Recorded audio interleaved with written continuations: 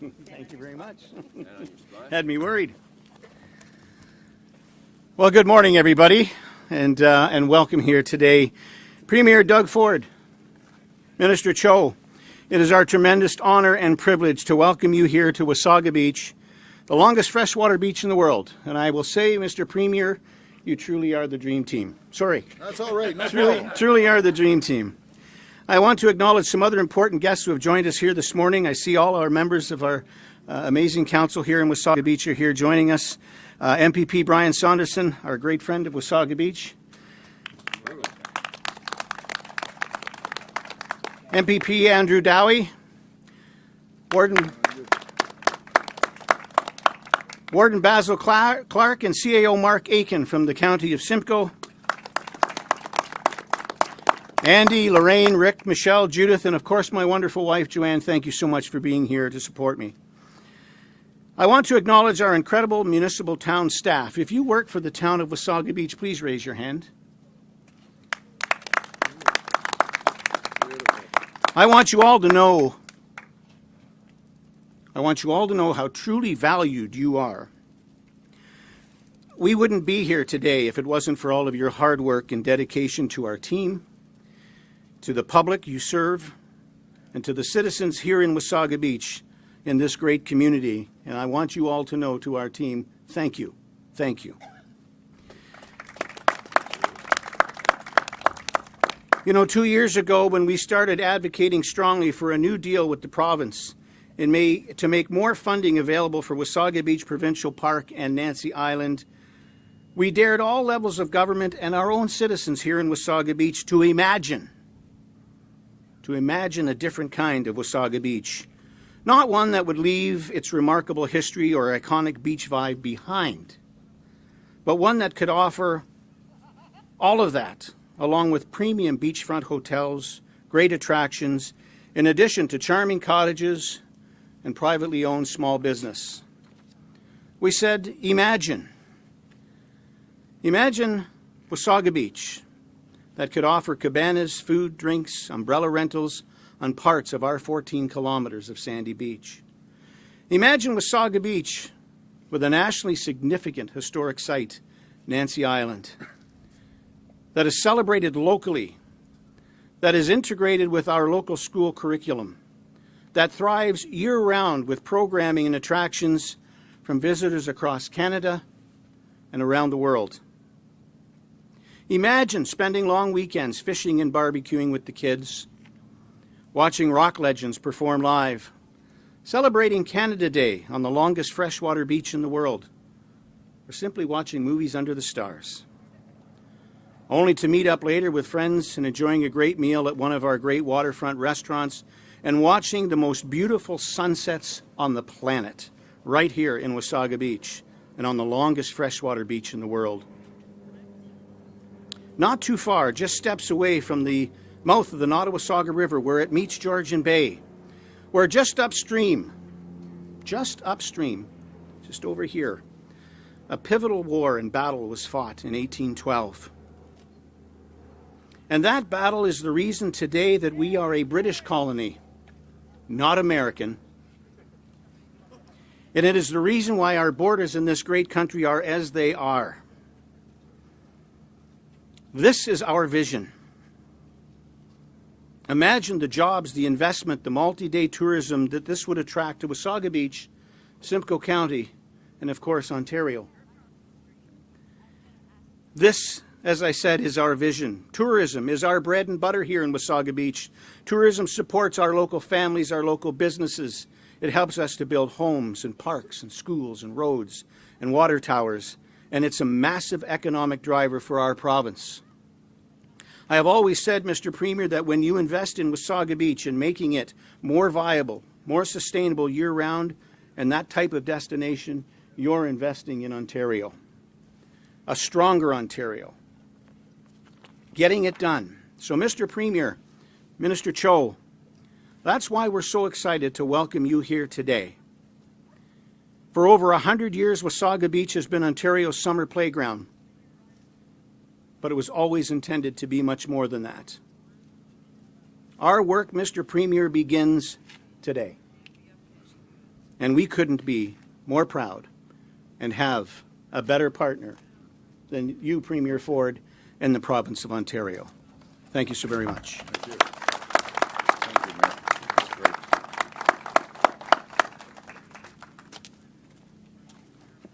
Good morning, everyone. I love occasions like this. This is what I call a home game. I'm Brian Saunderson. I'm MPP for Simcoe Grey, and I have the great pleasure of being here today to introduce my colleagues. It's a fantastic announcement, and what a great opportunity to do it today on the eve of our first long weekend, the unofficial opening of summer, a weekend that has seen the beaches, the biggest freshwater beach in the world, get crowded and get ready to launch a very vibrant tourist season in our municipality of Wasaga Beach. This is an area that has a long history, and part of today's announcement will recognize that important history going back to 1812, which, as the mayor said, a pivotal battle was fought here when the British took 2 frigates, but in the process they scuttled the Nancy, which was later discovered in 1924. And now it has its own facility, and our government is committing to work with the town of Wasaga Beach to help develop that and develop tourism, develop an economic strategy as we move forward. This is a government that recognizes there is life north of Highway 89, and this riding has been a beneficiary, and today's announcement is a continuation of that hard work that Premier Ford and Minister Cho and this government has started and is going to continue. So, having said that, I'm now going to introduce our Minister of Tourism, Culture and Gaming, Minister Stan Cho, who's been a big part of this, to make the announcement, and then to introduce our Premier, who is leading the charge to make Ontario stronger, to protect Ontario, and make sure that we grow in a sustainable way. Minister Cho.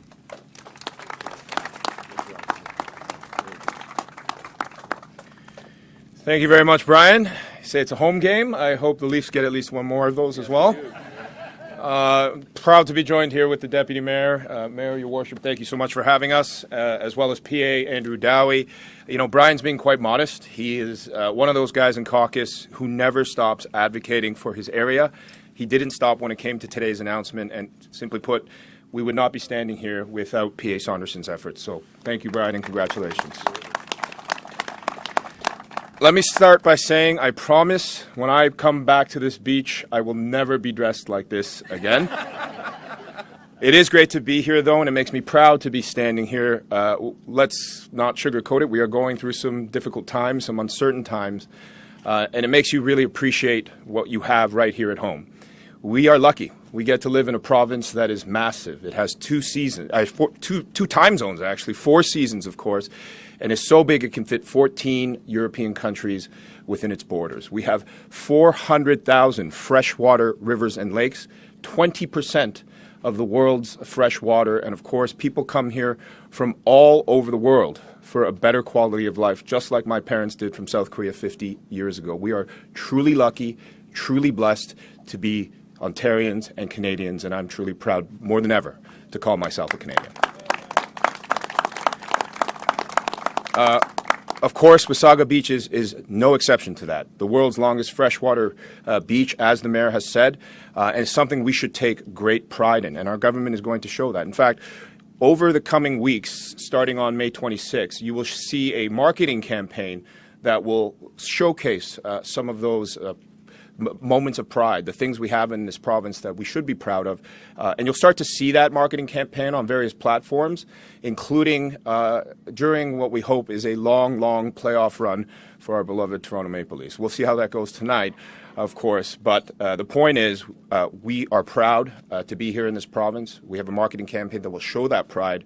And speaking of somebody who's proud to be Canadian and live in this great province of ours, let me be very clear. Without Premier Ford, or Captain Canada as we call him, where would we be right now in our fight against the President of the United States and making sure that we stand up for Canadian interests?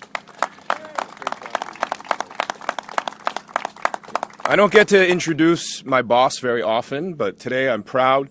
Everyone, the Honourable Doug Ford, Premier of Ontario.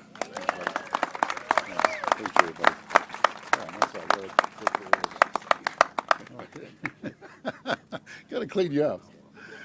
Anyways, that's great. Well, thank you, Stan, and good morning, everyone. It's great to be here in beautiful Wasaga Beach. one of Ontario's top tourist destinations, and I'm so glad to be joined by Minister Stan Cho, and you heard the hometown boy, as I say, a huge advocate for this whole area. Brian, thank you, and Andrew Dowie.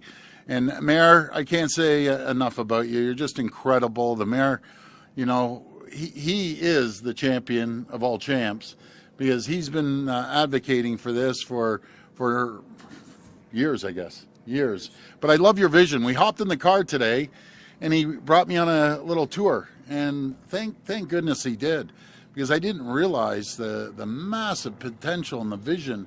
You're the best tour guide I've ever had, and this is going to be, it's spectacular now, but it's going to be even more spectacular. And I just want to thank the mayor again, and all other folks from the town of Wasaga Beach. I know it's a real team effort here, and I know, Stan, you were saying you aren't coming back with your suit on. Never again. I can guarantee you one thing: you'll never see me with a Speedo on the beach.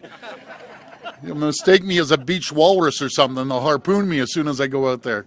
But anyways, folks, we know that President Trump's tariffs and the economic uncertainty they're creating are being felt in every corner of our province, in every part of our economy.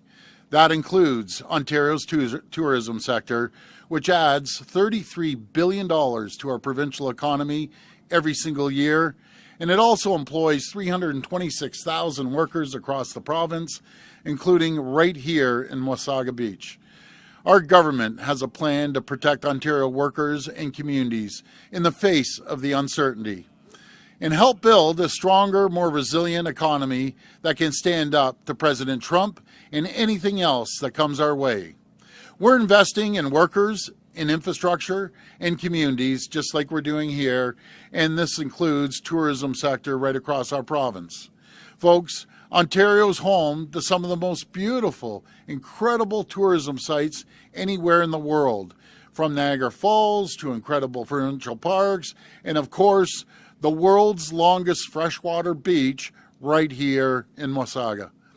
As part of our plan to protect Ontario, we're investing in these destinations to protect our tourism industry and create new opportunities for workers and communities across this province.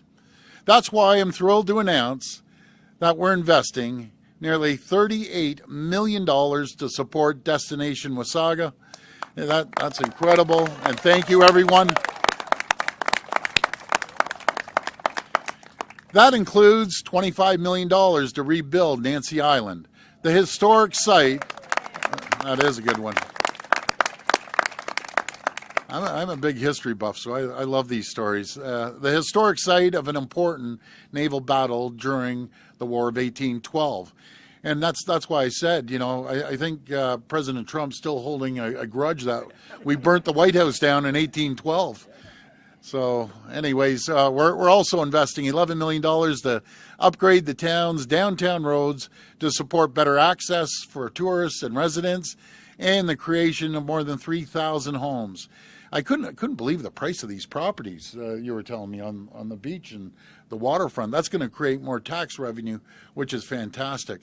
And we're investing $2 million more to support local tourism planning and downtown revitalization. We're also going to begin the process of transferring part of the provincially owned beachfront in Wasaga Beach Provincial Park to the town to support their tourism strategy. I think that's a big one. That's excluding the 38 million. So that's huge. On the condition that it remains a public beach for everyone to enjoy. These investments, this plan, will support Wasaga's Beach's transformation into Destination Wasaga.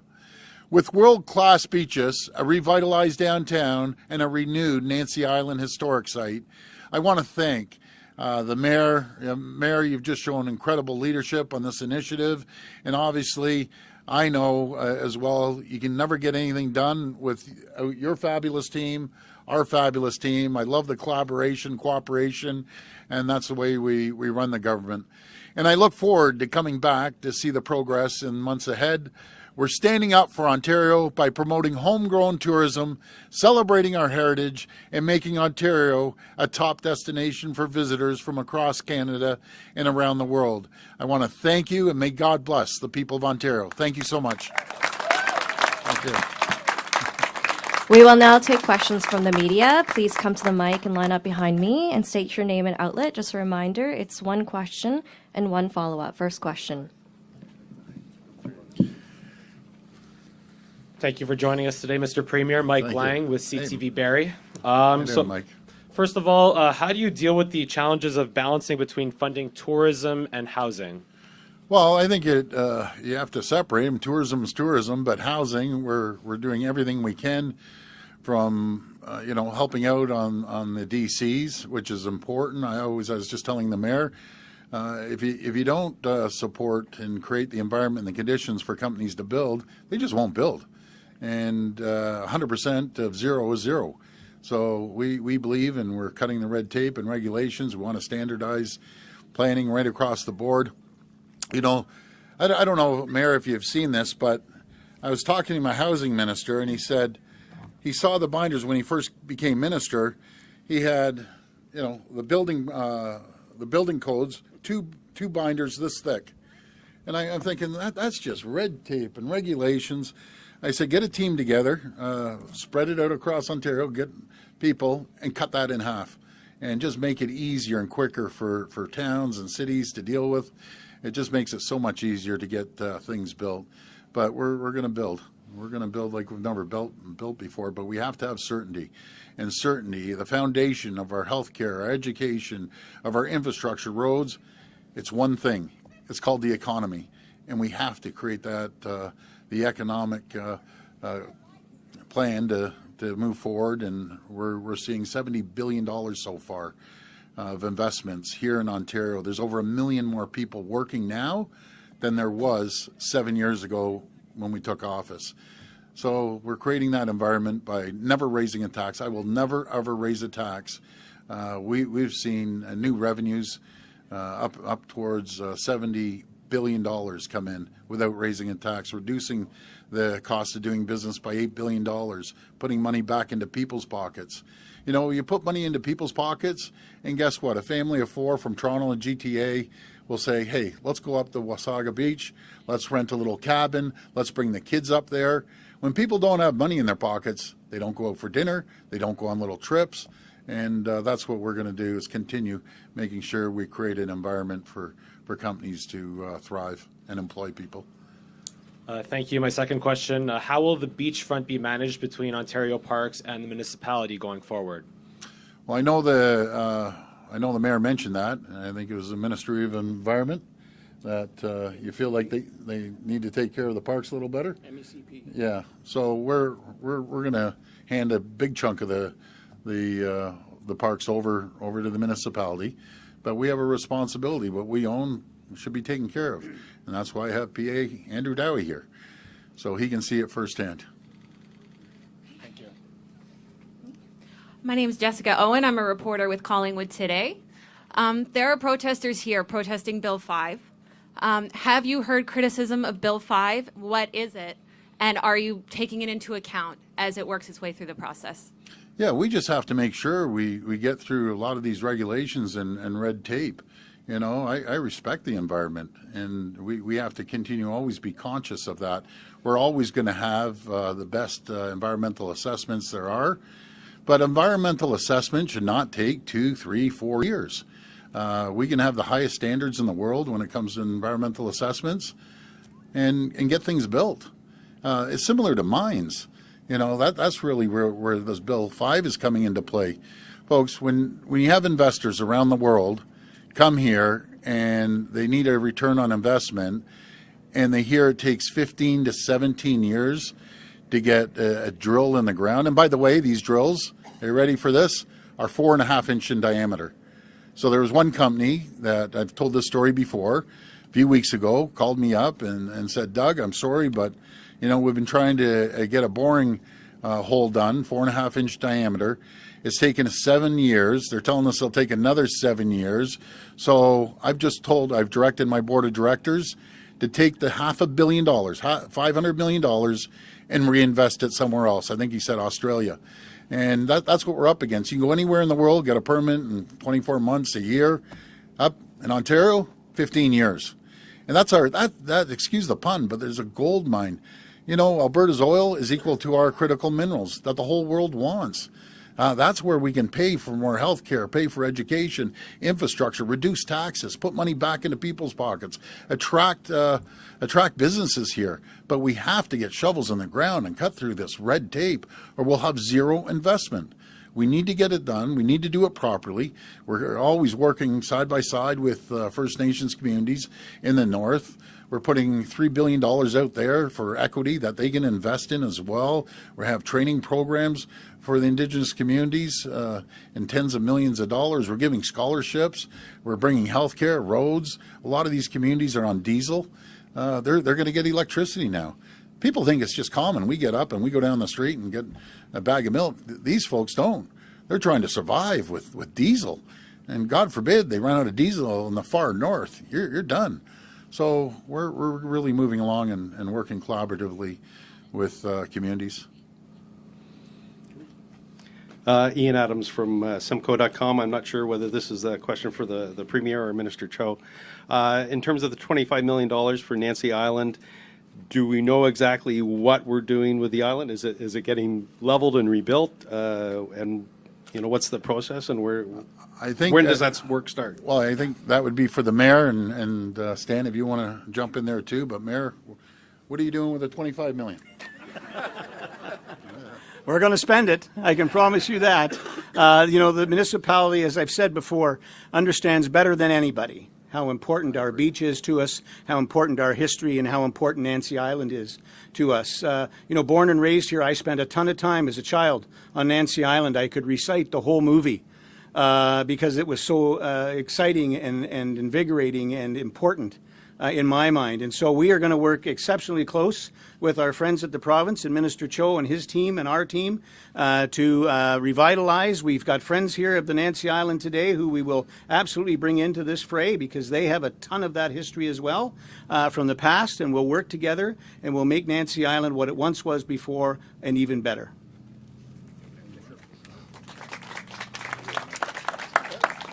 I'll just add to that a little bit. Yes, so the purview of Nancy Island will move within the Ministry of Tourism, Culture and Gaming. But of course, the actual specifics will be run by Huronia Parks. They've done a great job. You've got Discovery Harbour not too far from here as a living example of that. So we're very much putting it in the hands of people who know what they're doing to make sure we capture what Nancy Island is actually capable of. I mean, I think if I know my history correctly, we got 2 of the American ships in that battle of 1812. So, hey, 2 for us, 1 for them, because they took down the HMS Nancy. But the point is, we want to showcase that history in a meaningful way and put it in the hands of people who are able to run it effectively and efficiently. Thank you. And just a quick follow-up, in terms of the transfer of parts of the provincial park, I'm assuming that includes the sand that's behind us. Does that include some of the orphan? I know Mayor Smith knows what I'm talking about. Some of the orphan properties, I guess, that were taken over by the province probably 55 years ago. Yeah, great question. By the way, he was showing me some of these properties, and I know the mayor was mentioning he wants to purchase a couple and subdivide and make some money, which is a very smart business person thinking that way. But it's a little mixed up. I heard there's a whole bunch in MEC in the Ministry of Environment, some at Infrastructure Ontario. So the mayor has offered to put a map together and just show us until we can all consolidate it, put it all into infrastructure, and then look at the town if they want to purchase some of that property by all means. But the mayor's a real visionary. So is his whole team. I've never seen anything like it. I've visited a lot of towns, but this is spectacular because they have a vision, and it's not just like a vision for tomorrow. It's a vision for decades to come. It's really impressive. This will be the last reporter. Yeah, thank you. Good morning, Jamie from City TV, and this question is sent in to me by Alan Carter. The budget calls for more of the notifications for drivers for speed enforcement and red light cameras. Why what more would they need to be aware of a speed trap? Well, some, not everyone, but the city's using it as their revenue source, and it's a little unfair. They hide them all over the place, and if you're going 10 kilometers an hour over, you're getting dinged. So it's a real revenue opposed to safety. I always want to make sure I differentiate between school zones. Everyone should be crawling through a school zone, but they're putting them all over the place, and they're creating endless amounts of money, and people aren't too happy when they get dinged for 10 kilometers over or 5 kilometers over. It's a revenue tool. So all we're saying is not to take them away. I don't like them, but let's put signs up.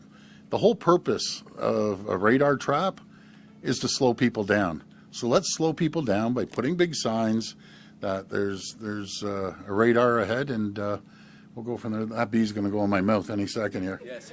All right. Oh, no, not again. Almost. No. I dinged myself bad shaving this morning, man. That thing wouldn't stop bleeding on the side. But Jamie, you're itching to get on that beach, I know. With your souped up car, Mayor, keep an eye on this guy.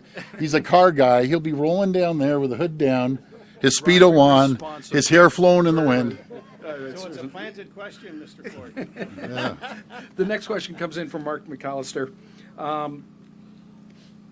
The budget had a lot of relief in it for the future impacts of tariffs, but how about direct relief for taxpayers and the cost of living going up?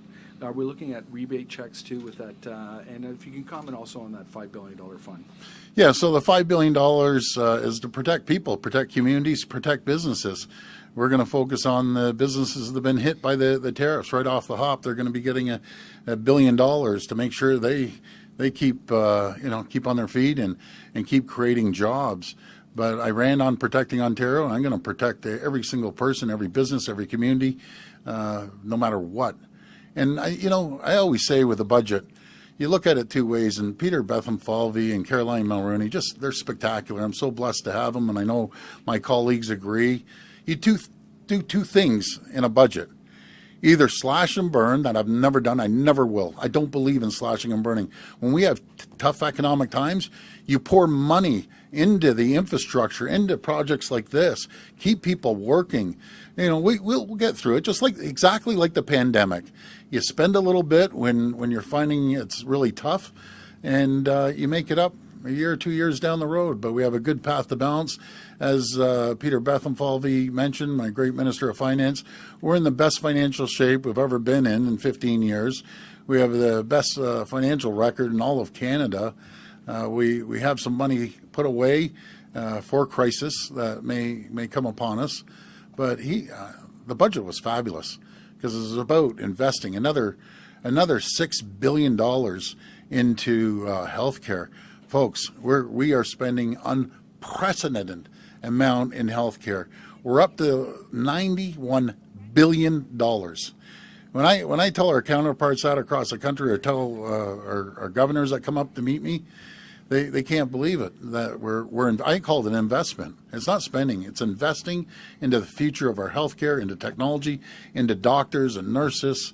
We've registered over 16,000 new doctors, 100,000 new nurses, building new medical schools. That's what we do when you find it tough on with President Trump coming after us. Thank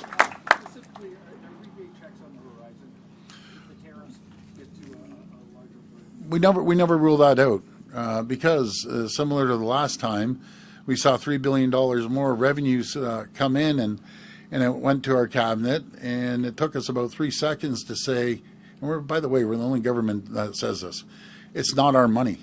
It's the people's money. It's not our money. It's your money that you're paying into the system. If we have extra money, that $3 billion goes back into people's pockets. That stirs the economy. You put $200 in every man, woman, and child's pocket. It may not seem a lot, but it allows them to go out, like I said, maybe for dinner. Maybe let's go to Wasaga Beach and spend that money. Let's buy my kids sneakers. Or it just stirs up the economy again. So I always say the worst place to give your money is the government. You can spend it so much better than the government. And we'll never rule that out of giving more money back to the people in all forms, no matter if it's getting rid of the tolls or the one fare. I know it doesn't affect people up here, but if you go down to Barrie, you hop on the GO train, it's one fare. If you hop on the TTC or the Mississauga Transit, I've never ever raised a tax. I will never raise a tax. I'll keep putting money back into people's pockets, into businesses, because when you do that, businesses will invest it, number one, in their people. They'll invest in their technology, into the infrastructure, be it building or into equipment and technology. So that's what we believe in, and it's worked because we've seen massive investment around the world coming to Ontario. But folks, thank you so much. I was so impressed. I'm so happy I came. I just want to thank everyone. I always want to thank our first responders. I met the chief. Thank you for all your work, and along with our OPP, paramedics, and everyone here, part of Wasaga Beach.